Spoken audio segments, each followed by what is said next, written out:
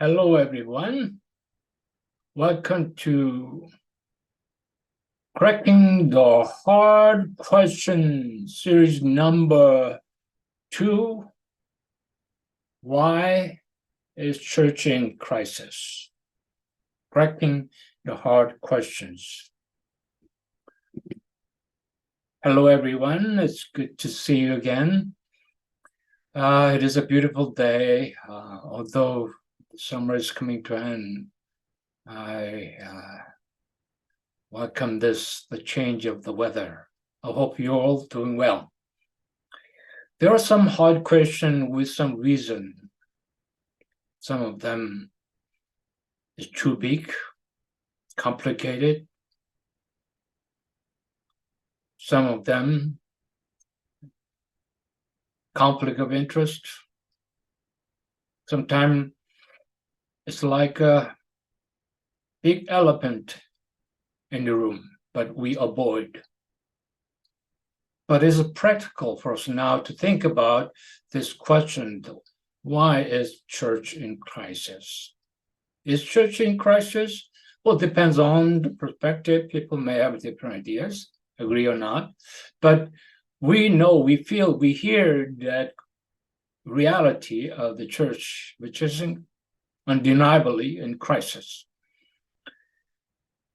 So how do we see the crisis? Number one, has there been any time in church history that we are not in crisis? What do you think? From the start, the church was in crisis because of the one side within the church, they follow Moses. The other side, they follow Paul. Crisis is divided. The church is divided with the rules and there are other factors. The empire is ignorant, they're bullied, they're powerful, they're destroying and persecute the church. What about the Middle Age church? Has that been a strong church? It was a crisis as well. You see, the church, God, church, nation, and the people are one organic unit. At the time, the church was on top of the system and the structure. So church has all the power. But the crisis that they didn't follow Christ, but they follow their own greed and power. They serve the king and nobleman and the rich man, but they don't see ordinary people. So when the church was powerful, they're also in crisis. What about today? What kind of crisis we're in now? I think it is important that we know what kind of crisis and know how to respond to it. There are two responses that has been most accepted and well posed to gain attraction in society. The two of them is, number one is apologetic response. They want to defend the church.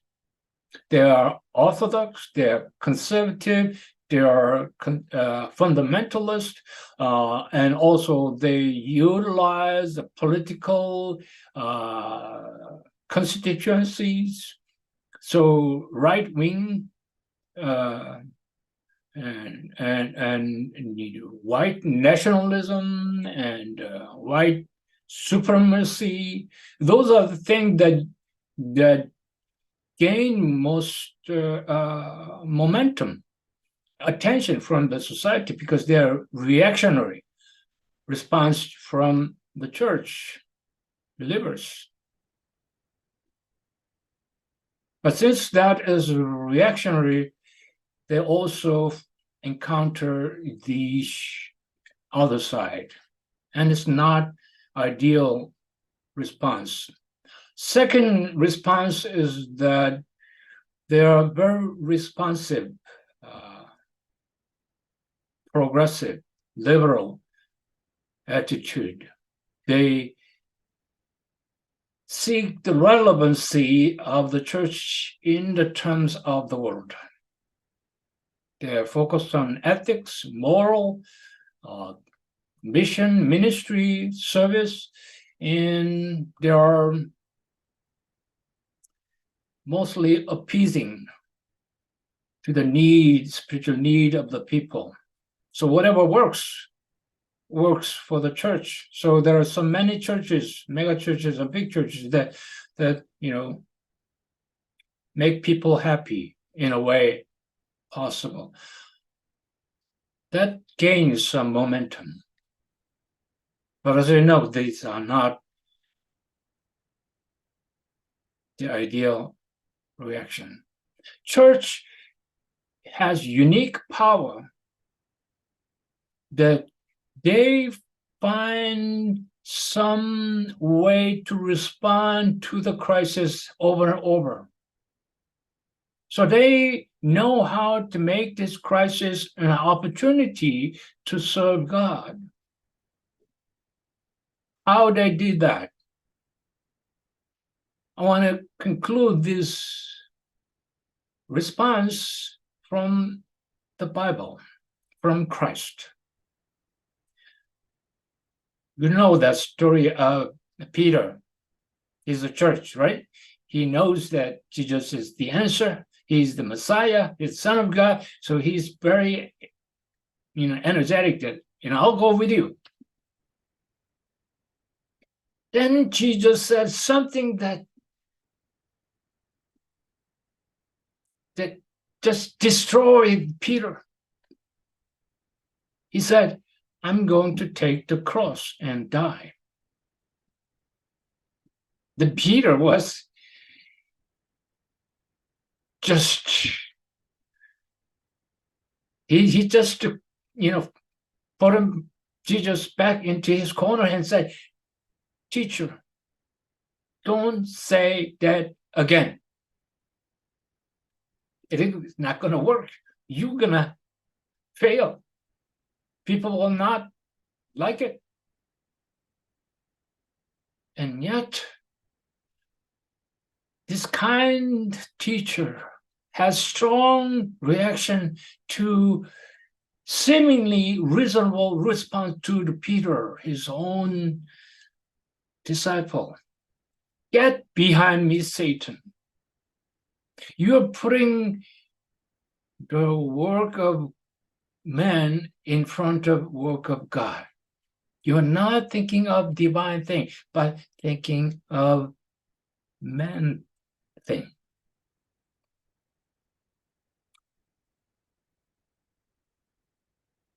Peter didn't know understanding, but he saw how Jesus was taking the cross and die, and yet being raised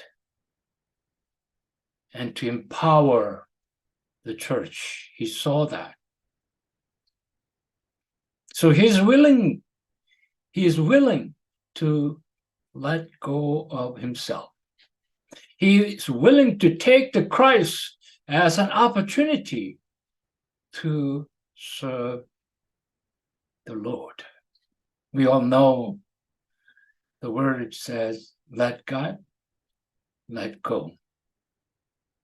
The funny thing is that we cannot serve God, let God, unless we let go of our own agenda, our own way of running my life, my own way of running the church.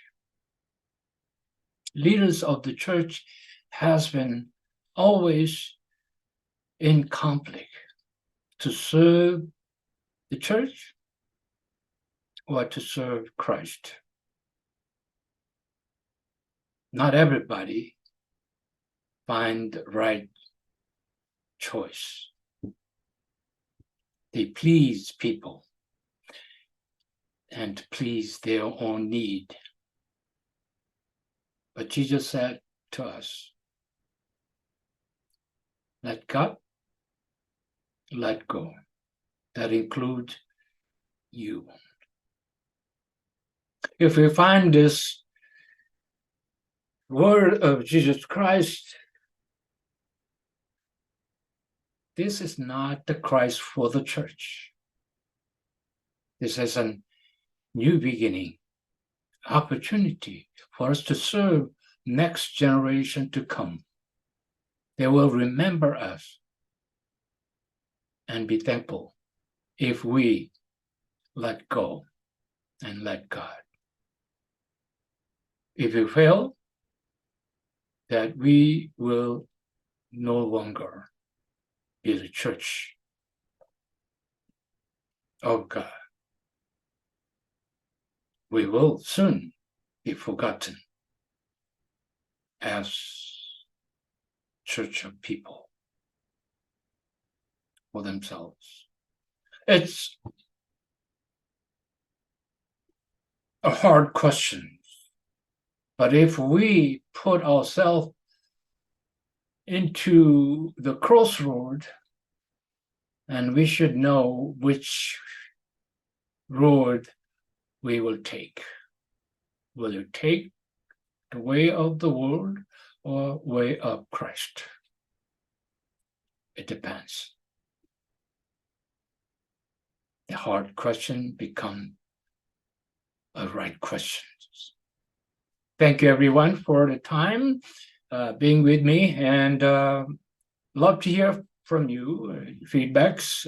And if you have any other hard questions that want to think about, ask me.